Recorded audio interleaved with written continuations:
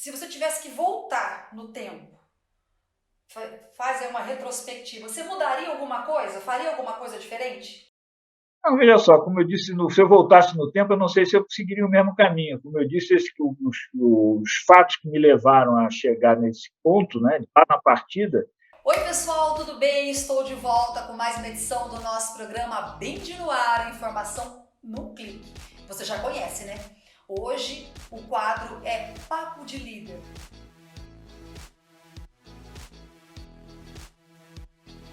Eu trouxe um convidado importantíssimo e muito querido, que é simplesmente, ou melhor, nada mais, nada menos do que o presidente da Eletronuclear, Leonan Guimarães. Cadê o Leonan? Tudo bem, Leonan? Bom dia, tudo bem? Você é sempre exagerado, hein? Não sou exagerada não, ele aqui é modesto, viu, gente? Leonan, a gente vai conversar um pouquinho aí sobre a sua trajetória, porque qual é o objetivo do nosso programa?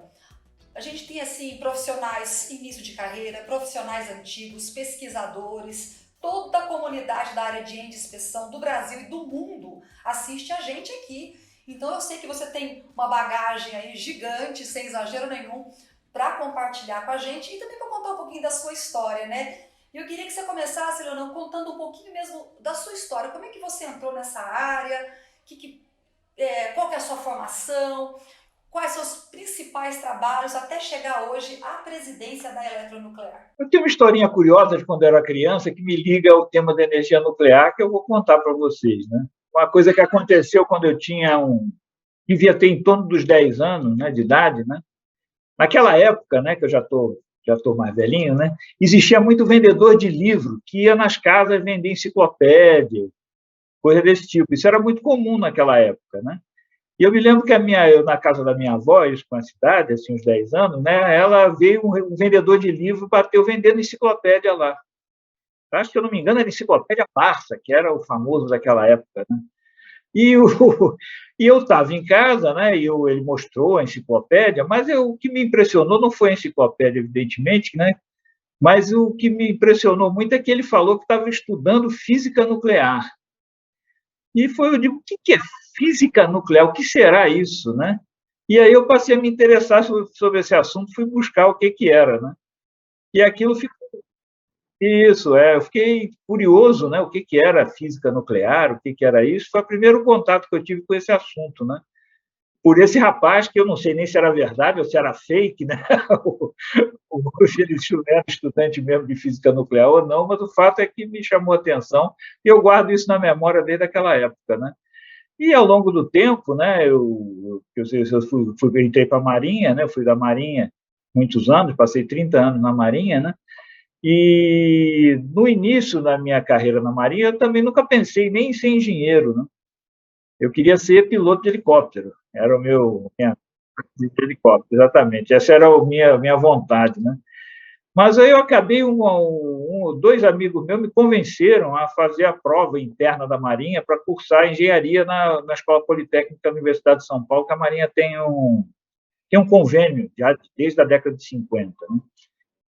E eles me convenceram, né? Vamos estudar para fazer a prova. E aí nós fizemos a prova, né? E acabamos aprovados. Aí a aprovação do curso de engenheiro saiu antes da aprovação do concurso, dos exames para aviação, né? Então, eu fiquei numa dúvida cruel na época, né? E acabei optando para fazer engenharia, né? Seguir o curso da engenharia. Né? E efetivamente fiz o curso, né? E ao longo daquela época, né? No meio da década de 80, né? Início da década de 80, a Marinha iniciava o seu programa nuclear, né? E era uma coisa ainda cercada de sigilo, né? Todo um contexto, né? Que era bastante atraente para um jovem que estava acabando um curso de engenharia, né? E nessa oportunidade, eu tive, né, então, a oportunidade de ir trabalhar no programa nuclear da Marinha naquela época, né? O que foi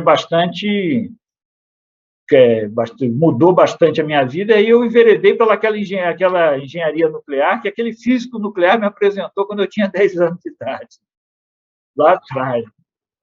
Então, eu comecei a carreira como engenheiro no programa nuclear da Marinha, né? inicialmente como engenheiro projetista de sistemas navais para o submarino nuclear. Depois eu fui chefe da seção de modelos. Naquela época, né, você ainda não tinha começou naquela época, ainda era muito primitivo ainda, né? O CAD, né? O Computer Aided Design, né? O projeto em computador. Né? Então, naquela época, eu fui chefe da oficina de maquetes. A gente fazia maquetes de engenharia, né? Fazíamos para desenvolvimento de projeto de layout, coisa especialmente importante no caso do submarino, que é um ambiente muito confinado. Né? Então, foi uma experiência muito positiva que me deu a oportunidade de conviver com todos os projetistas de diversos sistemas, né? E fazemos também maquetes de sistemas para unidades do ciclo do combustível, né? Foi uma formação bastante rica, né? Que eu tive nessa função de chefe da seção de modelos, né? Na época, a seção técnica de modelos.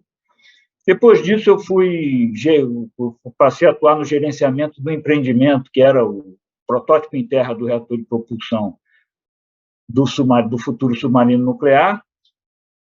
Passei vários anos trabalhando no gerenciamento do empreendimento propriamente dito, né? E, posteriormente, eu fui fazer o curso de mestrado na França sobre engenharia nuclear. Né? Passei 2 anos por lá. Depois de voltar com o curso concluído, né, eu voltei para a atividade de projeto de desenvolvimento do protótipo em terra da propulsão nuclear.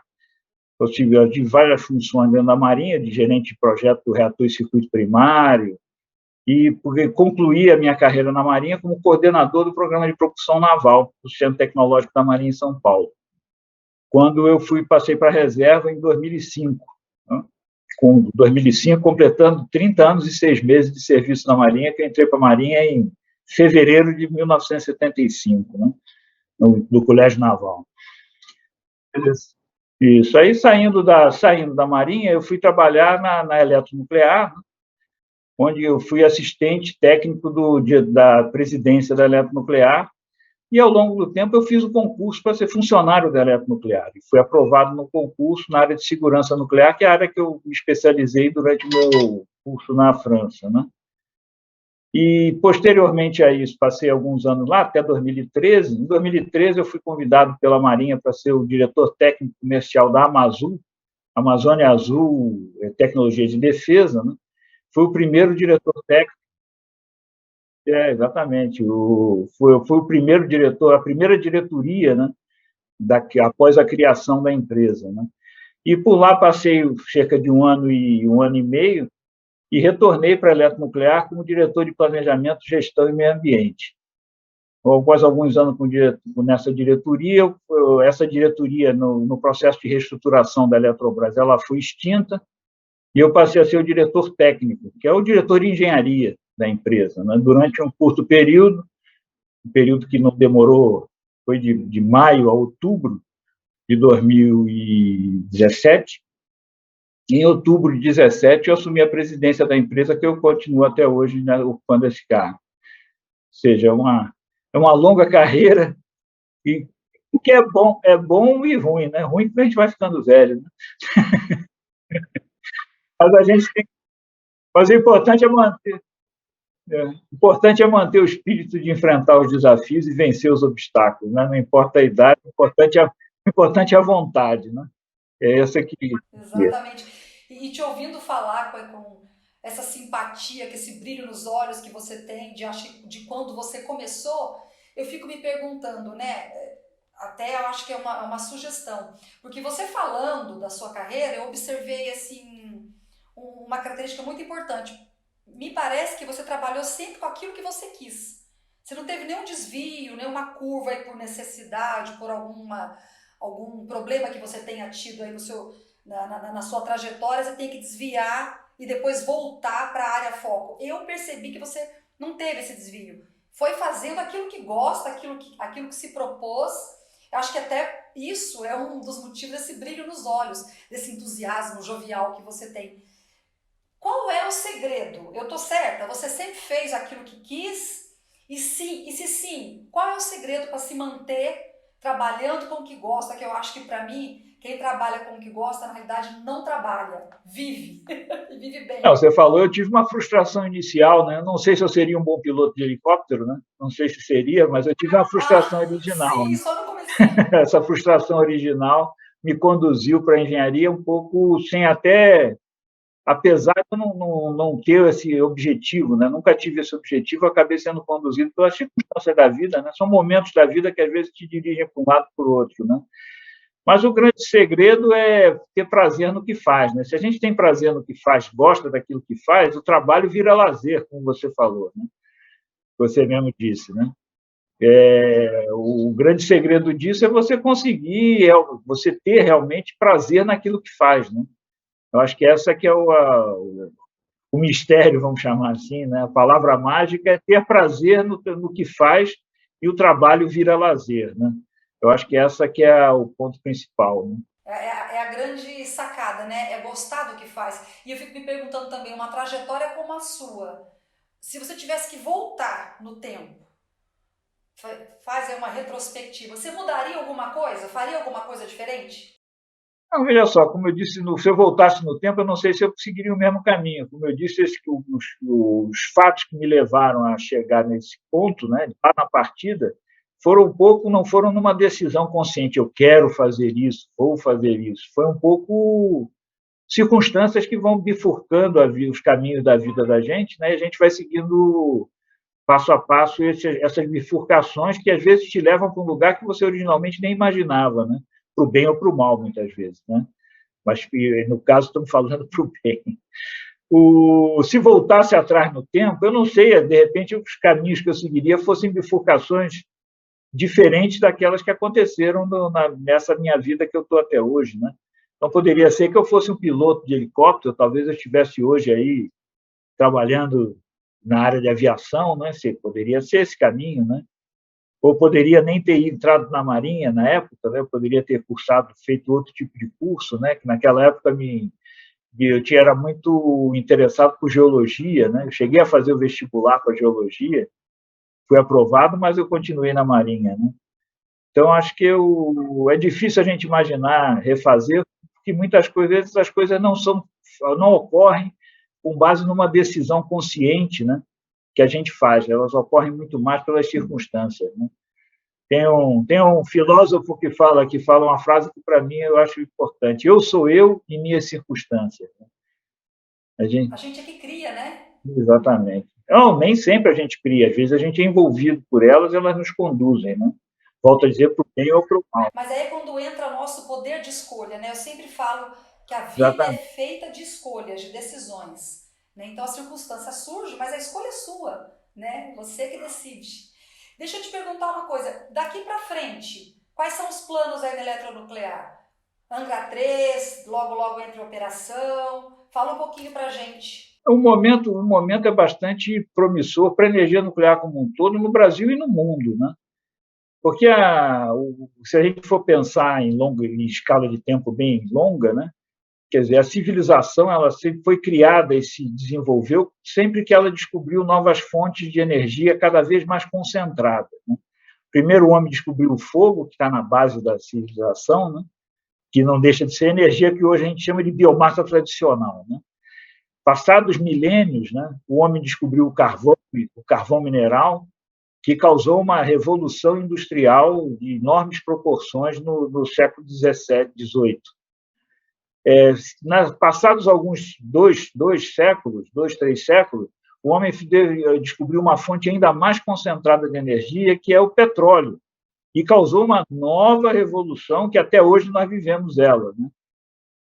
E passados 50 anos, menos de 50 anos, né, o homem descobriu uma nova fonte, um homem não, no caso uma mulher, né, Ilse Meitner, né, uma física, descobriu uma nova fonte de energia muitíssimo mais concentrada do que o petróleo, que é a fissão nuclear. Quer dizer, a revolução que essa fonte de energia promete, ela está em curso. Ela não se processa em escalas de tempo curtas, né? Transições energéticas são processos seculares, né? E eu acho que a gente está vivendo esse, apesar da energia nuclear ter nascido num pecado original, através da humanidade ter tomado conhecimento dela através dos holocaustos, né, de Hiroshima e Nagasaki, né? ela tem um papel importante a desempenhar. Cada vez existe mais conscientização. E o momento é muito propício em duas vertentes, né? Na qual a energia nuclear tem uma importância grande. A primeira é na descarbonização da economia, ou seja, você conseguir gerar energia sem produção de gases de efeito estufa, minimizando os impactos, mitigando os impactos dos gases de efeito estufa, né? E da mudança climática. E, além disso, agora um outro fato, infelizmente, trouxe à baila um outro aspecto da energia nuclear, infelizmente, eu digo porque é uma decorrência de uma guerra, né, da Rússia, a invasão da da Ucrânia pela Rússia, né, é a segurança energética, né?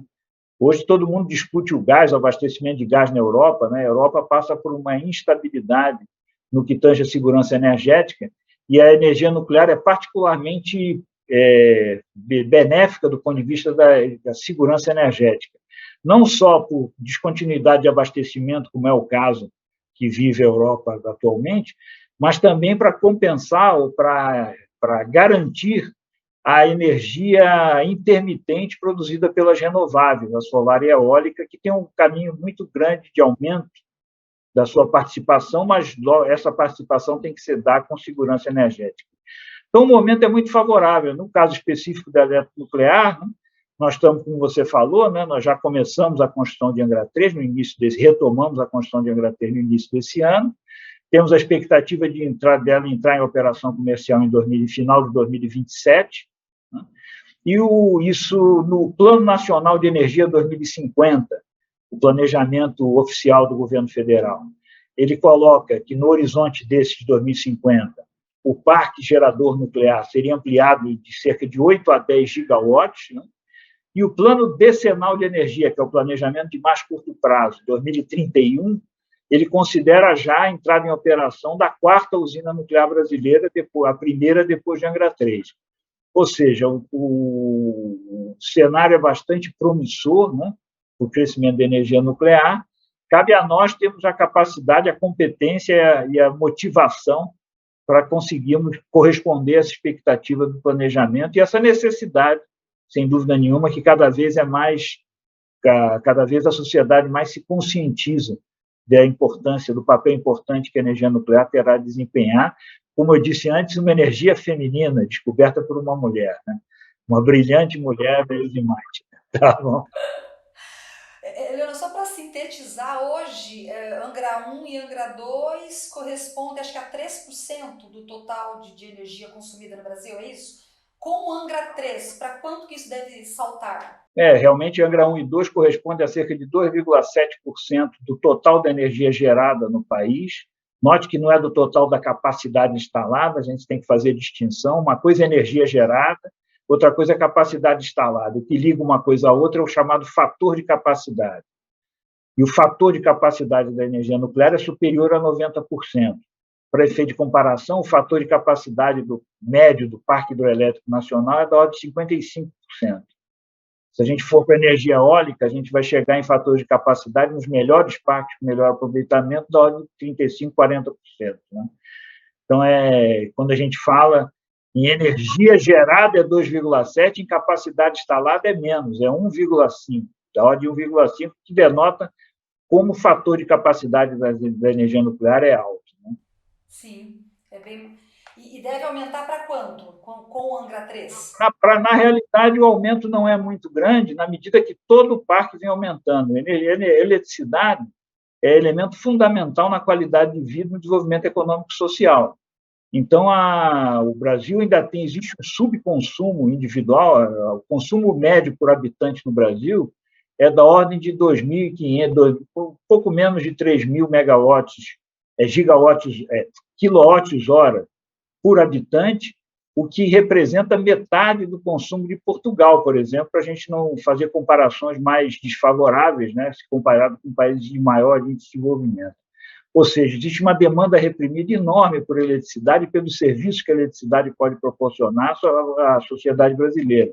Então, o crescimento do parque gerador tem que ser em todas as fontes, não existe fonte que possa ser descartada. Todas elas têm um papel a desempenhar, porque, em última instância, elas contribuem justamente para esse desenvolvimento econômico-social da população brasileira, da sociedade brasileira, que é o que todos nós almejamos. Né? Olha, É muita informação. Infelizmente, a gente está, nosso tempo até estourado, mas, gente, eu queria ficar aqui o resto do dia. Então, só para encerrar e já para amarrar o Leonan numa próxima entrevista, eu vou te convidar mais uma vez, porque a gente nem começou a conversar, mas antes de encerrar, eu quero te agradecer e também pedir, assim, o que eu sempre peço para um líder que vem no nosso programa. Conselho para quem está te vendo agora e quer chegar à liderança. Como ser um bom líder? Primeira coisa é aquilo que a gente falou, né? Perceber, ter prazer no trabalho, né? Se você tiver prazer no trabalho, o seu trabalho vira lazer. E quando você faz o lazer, você vê isso como um lazer, você vai buscar nos seus colaboradores, parceiros e amigos dessa jornada de trabalho. A imagem que se espera é tratar todos os colaboradores como parceiros e companheiros dessa jornada, que, em última instância, não é um trabalho, uma obrigação, mas é um grande prazer e uma satisfação de ter objetivos em especial, que contribuam para o desenvolvimento econômico e social da sociedade, como eu falei anteriormente. Muito bem, até porque sozinho ninguém é líder, né? A gente todos juntos formamos uma boa liderança, não é isso? O capital humano é o que tem de mais importante numa empresa, não é, Leonan?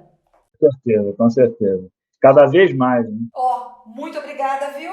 Que carinho receber você aqui. Eu que agradeço a oportunidade, espero poder voltar para conversar contigo, ter um bate-papo agradável como esse. Muito obrigado. Obrigada, tá vendo, gente? Ele quer voltar e ele vai voltar para conversar com a gente aqui. Vai ser uma honra receber o Leonan novamente, né? Uma honra também é receber você aqui na nossa audiência. Muito obrigada pelo carinho, pela companhia. Continue conosco. Se você ainda não se inscreveu no nosso canal, tá esperando o quê, gente? Inscreva-se agora, aciona aí o sininho para você receber as notificações e fica sabendo dos nossos conteúdos, dos nossos convidados, para agendar aí e não perder nenhum segundo do nosso programa, tá bom? Muito obrigada mais uma vez, continue conosco, fique com Deus e até a próxima edição. Tchau, tchau!